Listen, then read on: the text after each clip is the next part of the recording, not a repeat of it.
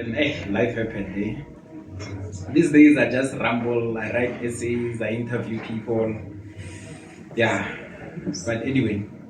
So amongst other things, I'm also from a place called Soshanguve, place from Harangua. That's literally my neighbor. So I wrote a poem called Home is Not a Place. I'm just gonna read it.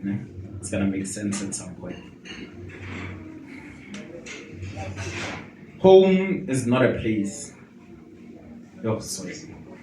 Home is not a person, but it's a place. And her name, at least for me, is Soshanguve. Rotting beneath the seams, she stinks of urine and afterbirth. The quagmire festers, collects beautiful scents and leaves behind a fetid smell. No one lives there. Only skeletons whose bones are skewed by poverty. Malnourished ghosts, anorexic corpses. She breathes, but her chest cavity is an urn of ashes. Her abdomen is ripe with wounds. She has been crawling on her belly because walking is impossible if you've sold your legs for supper. Informal settlements. Here people live inside coffins, shackled inside their shacks, arrested development, prisoners of circumstance. So how can we call this our home when death clings on our tongue? Our bodies are a Titanic of suffering, yet phoenixes unfurl their wings.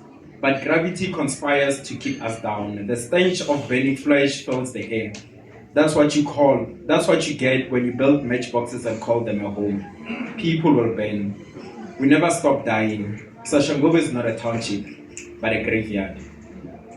But listen, the clouds glide, chiseling raindrops from the sky. We rain dance. A rainbow appears. The stars are filled with innocent giggles. From young children whose smile is a first aid kit, and grandmothers with scrolls folded on their skins. Some people call them wrinkles, but Soshanguve knows that libraries are human beings who have seen the edge of a universe. The dust never settles. Instead, it rises beneath our skin. We are made of it. But when our bodies kiss the rain, we turn into mud.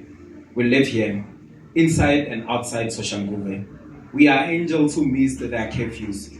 So we exchanged our halos for a crown of thorns. Don't expect us to rise on the third day, because we've never carried these crosses. Instead, our bodies are wounded by all these tombstones erected on our spinal cords. The children play outside, next Chicago, and the township continues to provide warmth for its children. Home is a person, and her name is Soshanguve. Thank you.